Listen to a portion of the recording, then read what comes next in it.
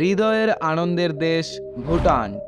বন্ধুরা, আসলে আজকের সময়ে প্রায় প্রতিটি দেশই নিজেকে আলাদা এবং বিশ্বের সামনে নিজেকে বিশেষ করে তোলার চেষ্টা করছে। তবে আজ আমরা আপনাকে নিয়ে যাব বিশ্বের এমনই একটি দেশে যা আজকের আধুনিক যুগে ইন্টারনেটের মতো সুবিধা থেকে বিচ্ছিন্ন। 7 লাখের বেশি এই দেশের জনসংখ্যাওয়ালা মানুষের গাছের প্রতি খুব বেশি ভালোবাসা। ভারত, তিব্বত আর চীনের প্রাচীরে ঘেরা এই দেশ আজ পর্যন্ত কোনো দেশের গোলাম হয়নি। বিশ্বের সবচেয়ে দরিদ্র দেশের তালিকায় এই দেশটিতে ভিক্ষা করে এমন কাউকে দেখা যায় না। এখানে আপনি এমন কোনো মানুষ দেখতে পাবেন না যার বাড়িঘর নেই। এর কারণ এখানকার মানুষের উদারতা ও তাদের সভ্যতা। তাহলে চলো ভিডিওর মাধ্যমে আজ এই দেশে ঘুরতে যাই এবং এই দেশের সম্পর্কে কিছু মজার তথ্য জেনে নিই। বন্ধুরা, ভুটান বিশ্বের এমন একটি দেশ যেখানে সাল 2001-এ টিভি এবং ইন্টারনেটের উপর প্রতিবন্ধ সরানো হয়। আসলে আজও এখানকার মানুষ ইন্টারনেট জগতের দুনিয়ার বদলে নিজেদের ধর্মীয় ঐতিহ্যের সাথে থাকতে পছন্দ করে। কিন্তু ভুটানের রাজধানী থিম্পুতে থাকা মানুষ ইন্টারনেট আর স্মার্টফোনের সাথে বন্ধুত্ব করে নিয়েছে। ভুটান একটি মহিলা প্রধান দেশ। এই জন্য যখন কোনো দম্পতির বিয়ে হয়, ভারতের মতো মেয়েরা নিজের স্বামীর বাড়িতে যায় না, বরং এখানে বিয়ের পরে ছেলেদের বিদায় হয়। কি হলো, চমকে গেলে তো? হ্যাঁ, একথা একদম সত্যি। আসলে ভুটান একটি মহিলা প্রধান দেশ, আর সেখানে পুরুষের বদলে মহিলারাই নিজের সংসার চালায়। এবং এখানে ভুটানে আপনি বেশিরভাগ মহিলাকে ব্যবসা এবং কৃষিকাজ করতে দেখবেন। বন্ধুরা, ভুটানে প্রত্যেক নাগরিকের জন্মদিন শুধুমাত্র একদিনে উদযাপন করা হয়। এখানে বছরের প্রথম দিনে এখানকার নাগরিক নিজেদের জন্মদিন উপলক্ষে উদযাপন করে। ভুটানের রাজধানী থিম্পুতে আপনি একটি ট্রাফিক লাইটও দেখতে পাবেন না, কারণ এখানকার মানুষ এত বুদ্ধিমান যে তাদের ট্রাফিক লাইটের প্রয়োজনই নেই। বন্ধুরা, আপনাদের জানিয়ে দেই যে এখানে তামাক এবং পলিথিন সম্পূর্ণরূপে নিষিদ্ধ। এটাই কারণ যে ভুটানে আপনারা পলিথিন দেখতে পাবেন না। আপনি জানলে অবাক হবেন যে ভুটানের আসল নাম ভুটান নয়। ভুটানকে শুধু ইংরেজি ভাষায় ভুটান বলা হয়, অথচ এখানকার স্থানীয় নাম রুকইউল, যার মানে হলো ড্রাগনের দেশ। পুরো বিশ্বে ভুটান একাই এমন একটি দেশ যেখানে তাদের পরিবেশ সংরক্ষণ রাখার দায়িত্ব আছে, আর সেখানকার নাগরিকরাও এই দায়িত্ব খুব ভালোভাবে পালন করেন। যেরকমটা আমি আগেই বলেছি, এখানকার মানুষের গাছের প্রতি অনেক বেশি ভালোবাসা। সাল 2015-তে ভুটানের নাগরিক 1 ঘন্টায় 50,000 গাছ লাগানোর রেকর্ড তৈরি করে, যা গিনেস বুকে রেকর্ড করে। ভুটানের 70% এলাকায় গাছপালা দিয়ে ঘেরা। এর পেছনের কারণ হলো এখানকার সংবিধানে উল্লেখ ছিল যে ভুটানে 60% এলাকায় গাছপালা থাকতে হবে। এটা আশ্চর্যজনক না? বন্ধুরা, এর জন্য একটা লাইক তো দেওয়াই যায়। ভুটানে পারো নামের একমাত্র আন্তর্জাতিক বিমানবন্দর রয়েছে, যা বিশ্বের সবচেয়ে বিপজ্জনক বিমানবন্দরগুলোর মধ্যে একটি। ভুটান এশিয়ার সবথেকে ছোট দেশ, যা হিমালয় পর্বত দিয়ে ঘেরা। এই বিশেষত্বের কারণে ভুটান অন্যান্য দেশের থেকে আলাদা।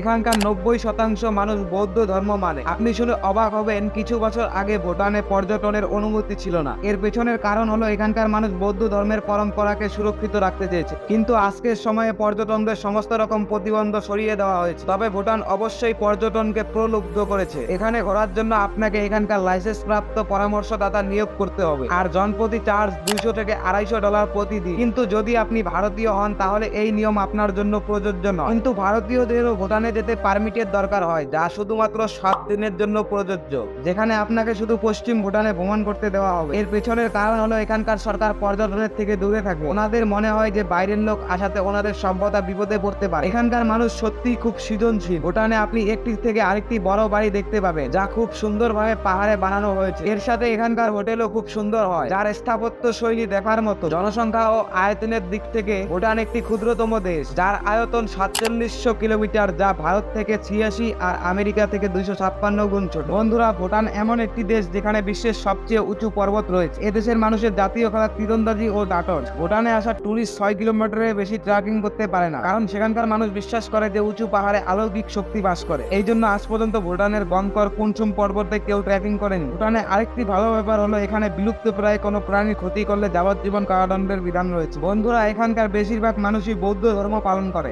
এই জন্য এখানকার মানুষ শান্ত মনের হয়। এদের ভেতরে কোনো লড়াই ঝগড়া করার অভ্যেস দেখা যায় না। এর সাথে এখানকার মানুষ ড্যান্স করতে খুব ভালোবাসে। এই জন্য এখানকার লোক সমস্ত রকম উৎসবে ড্যান্স অবশ্যই করে। এদের ড্যান্স দেখে পর্যটকরা মুগ্ধ হয়ে যায়, কারণ এদের রং বেরঙের জামা কাপড় এবং আলাদা আলাদা নৃত্য এদের নৃত্যকে আলাদা বানায়। ইয়াম নৃত্য এখানকার সব থেকে জনপ্রিয় নৃত্য। প্রধানত ভুটানে গোর্খা ভাষা বলা হয়, যা হয়তো আপনি বুঝতে পারবেন না, কিন্তু আপনি গাইডের সাহায্যে সেখানকার ভাষা বুঝতে পারবেন। বন্ধুরা, আপনারা জেনে অবাক হবেন যে ভুটানের কাছে নিজস্ব কোনো সৈনিক নেই, বরং ভুটানকে রক্ষা করার দায়িত্ব ভারত সরকার। দেখতে গেলে পিছিয়ে পড়া দেশের তালিকায় এসেছে ভুটান, কিন্তু এখানকার মানুষের জন্য শিক্ষা ও স্বাস্থ্য সেবা একদম ফ্রি। এরপর আরো সুব্যবস্থা হলো এখানে অতিথিদের জন্যও স্বাস্থ্য সেবা সম্পূর্ণ বিনামূল্যে করা হয়। এর মাধ্যমে ভুটানকে একটি আনন্দিত দেশ হিসেবে বিবেচনা করা হয়। এখানকার মানুষ নিজেদের মতো করে করেই থাকতে পছন্দ করে। বিশ্ববাসীর সাথে তাদের কোনো সম্পর্ক নেই, তারা শুধু নিজেদেরকে নিয়েই খুশি থাকে। ভুটানের আরেকটি বিষয় যা এখানে আসা পর্যটকদের আকর্ষণ করে সেটা হলো এখানকার বানানো খাবার। এখানে সব ধরনের খাবারে ঝালযুক্ত মশলা ব্যবহার করা হয়। ভুটানে আপনার খাওয়ার জন্য অনেক ধরনের খাবার পেয়ে যাবেন,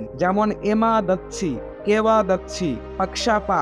চলুন এখন আপনাকে সেই জায়গাগুলোর সাথে পরিচয় করিয়ে দেই যেখানে ঘোরার পর আপনার আত্মা তৃপ্তি পেয়ে যাবে। এই লিস্টে সবার প্রথমে আমরা আলোচনা করি ভুটানের সব থেকে বড় শহর থিম্পু। যেখানে না ঘুরলে ভুটানের যাত্রা অসম্পূর্ণ থেকে যায়। ওয়াংচু নদীর কিনারে সমুদ্র তল থেকে 2400 কিলোমিটার উঁচুতে থাকা এই শহরের মাঝে 4টি সমান্তরাল রাস্তা বানানো হয়েছে। এখানে আপনি বাজার, রাষ্ট্রীয় কর্মক্ষেত্র আর সুন্দর বাগান দেখতে পাবেন। থিম্পু শহরে আপনি ভুটানের সব থেকে প্রাচীন মূর্তিও দেখতে পাবেন, যা দেখে অন্যরকম শান্তি পাওয়া যায়। এরপরে আসে ভুটানের 3 নম্বর বড় শহর পারো। এখানে 155টি মন্দির, অনেক ধর্মীয় স্থান এবং ভুটানের একমাত্র বিমানবন্দরও রয়েছে। ভুটানের সব থেকে জনপ্রিয় ধর্মীয় স্থান টাইগার নেস্টি মনেস্ট্রি, যা একটি বড় পাহাড় কেটে তৈরি করা হয়েছে। এখানে আসা পর্যটকরা এক অন্যরকম শান্তিতে মগ্ন হয়ে যায়। এছাড়া ভুটানের পারোতে আন্তর্জাতিক মিউজিয়াম রেড বাম জোন প্রদর্শন করার জন্য খুব ভালো একটি জায়গা। যদি আপনি ভুটানের ঐতিহ্যের সাথে সম্পর্কিত জিনিসপত্র কিনতে আগ্রহী থাকে তাহলে পারো বেকান্ত মার্কেটে অবশ্যই যেতে পারে, যেখানে গিয়ে আপনি কিছু না কিছু তো কিনে আনবেন, যা আপনাকে ভুটান যাত্রার স্মৃতি সবসময় মনে করাবে। তো চলুন এখন কথা বলা যাক ভুটানের পুনাখা শহরের ব্যাপারে, যা থিম্পুর আগে ভুটানের রাজধানী ছিল। মোটামুটি কিছু কিলোমিটারের মধ্যে থাকা এই শহর থিম্পুর থেকে 77 কিলোমিটার দূরে অবস্থিত। এই জায়গায় ট্রেকিং